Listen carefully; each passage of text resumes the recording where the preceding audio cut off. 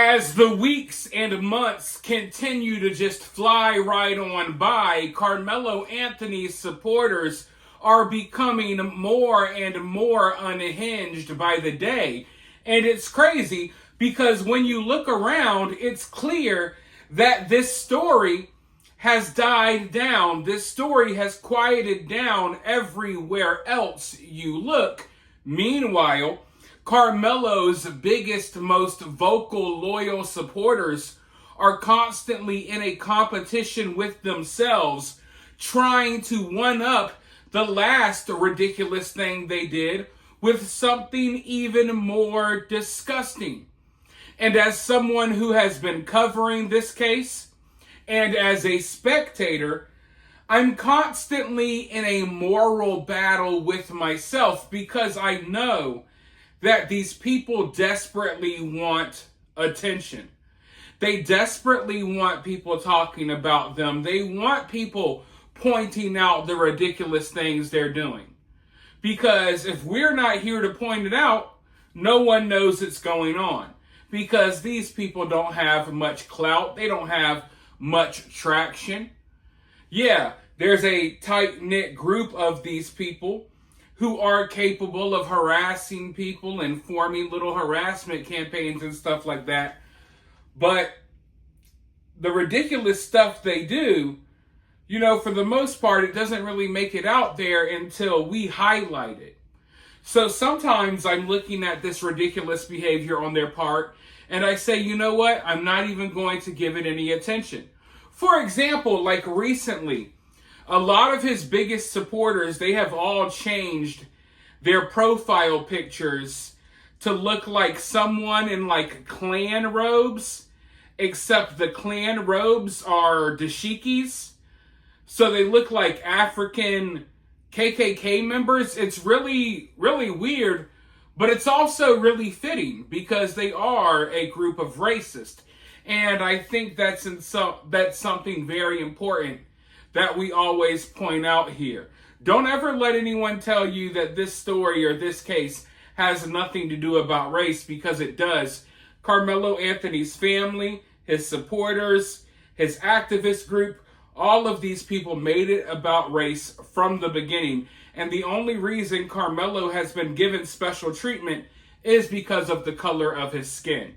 So yeah, this story has a lot to do with race, unfortunately, and that's why they're changing their profile pictures to Ku Klux dashiki members. It's freaking weird, but it's very fitting if you understand how these people operate and the type of people these people are. Now, the reason why I'm here today, though, is because they have taken it to a new level of ridiculousness again. We know that for Carmelo Anthony's family, they have turned this into a gigantic grift.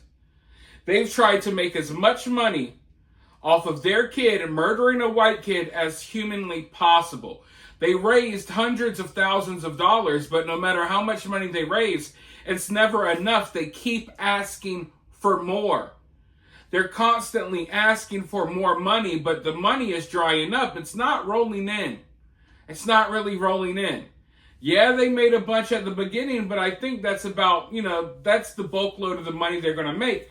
I'm not saying they're not getting donations here and there, but definitely not at the rate that they once were. And I think they got, kind of too used to money rolling in at a quick pace. And now that it's not rolling in, they're kind of panicking because I think they've been blowing through this money.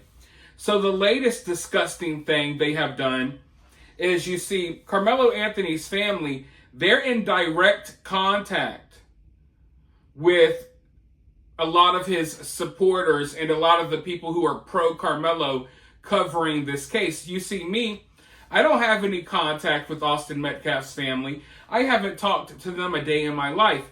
I stay to myself. I cover this case because I care. It has nothing to do with anyone else. I don't take orders or directions from anyone else. Most of these big supporters of Carmelo, they've already admitted that they're in direct connection with Carmelo's family, okay? And that they get orders about what they should say and what they shouldn't say, and yada, yada, yada. So now, After Karmelo's family running through a bunch of money, we all know the story. You all have been following the case. Now they have set up a Amazon wish list. The hundreds of thousands of dollars they raised was simply not enough. And I was telling you guys from day one, other people were saying it as well, that this money was never about Karmelo's legal defense. That they were going to buy this, they were going to buy that. And the reason why, I've been ignoring a lot of the antics coming from Karmelo supporters. The reason why I wanted to make a video about this and highlight this is because it's further proof of what we've been saying this entire time. They are trying to profit off the death or the murder of a young white kid. That money that they were raising was never just about Karmelo's legal defense. And after getting called out, they had to admit that. Now, how can you explain this? Oh, we need you to buy us Amazon gifts to help Karmelo get out, to get off, to help him with his legal defense. No, this makes no sense. We're heading into the holiday season, so they have set up an Amazon wish list, and they want people to buy them presents. They want racist black people who hate white people to say, hey, you know what? I am so glad that your son killed a white kid. Here's a nice Amazon gift. I spent $40, on Amazon to put a little present under your tree this December. Big thanks and big shout out for killing that white kid. That's basically what's happening here. An Amazon wish list has been set up on the grave of a young white child. Come one, come all, please buy this family gifts. Aren't you happy about what their son did? Aren't you so proud of Karmelo? Don't you just hate white kids that much? Imagine how much you gotta hate white people to say, oh my God, he stabbed a white kid for no reason at a track meet. Let me go buy hundreds of dollars worth of Amazon gifts. Here's a new coffee maker. Here's a new Roomba. Now you can vacuum your house without even having to touch anything. It's crazy. It's insane. But that's where we're at. And like I said, this is further proof of what this has all been about. Imagine the optics here. And the nerve of Karmelo's family. Remember when they came out during that press conference crying and accusing everyone of being racist and lying about how they were spending their funds and all of that? Now, no shame in their game. Because I think these people are incapable of feeling shame. Like when you go on the internet right now, you look at all of these videos of certain people acting a certain way, and it's like, man, these certain people really they must not feel shame. They do not feel ashamed of their behavior or anything. There's no F's given. And right here, you know how people have been looking at this family. They know how people have been looking at them. They know people have been questioning that money they raised. And now, we need an Amazon wish list. We need a new scooter bike. Karmelo needs a few new t-shirts. Lord knows they ain't going to be getting any books to read. So, not only have they gotten to move into a new house, I'm sure they've gotten a new vehicle. Now they're going to get all types of Amazon presents at their door every day. And then they're going to cry and complain that the Amazon drivers are scaring them when they knock because they think it may be an Austin Metcalf supporter. That's the next thing that comes. But yeah, it's just, these people, like I said, there's no shame. There's no self-awareness. They don't care how bad they look because to them, that's not a factor in life, right? And this type of behavior should have been nipped in the bud. This should not be socially acceptable. And it's not unless you look like them. Then anything is socially acceptable. That's what I've come to realize. If you look a certain way, you have to abide by a certain set of standards and rules. But if you look another way, any type of behavior is acceptable. It doesn't matter how disgusting it is. right? And if you call out the behavior, it's because you're a racist. It's not because you're just pointing out bad behavior.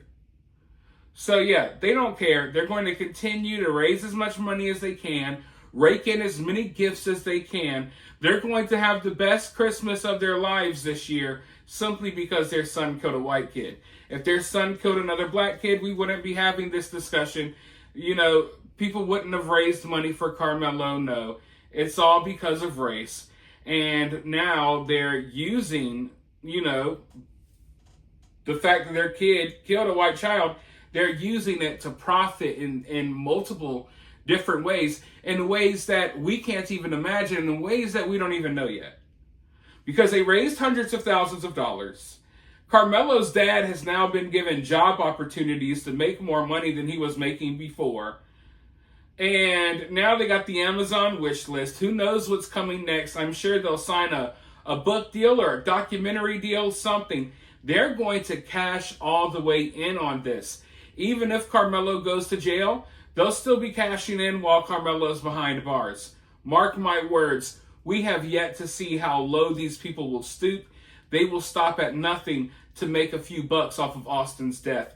And we'll be calling that out when they do. For now, though, you call it out down in my comments below. While you're down there, hit that thumbs up, hit that subscribe, ring that notification bell, and I'll talk to you all very soon in the next one.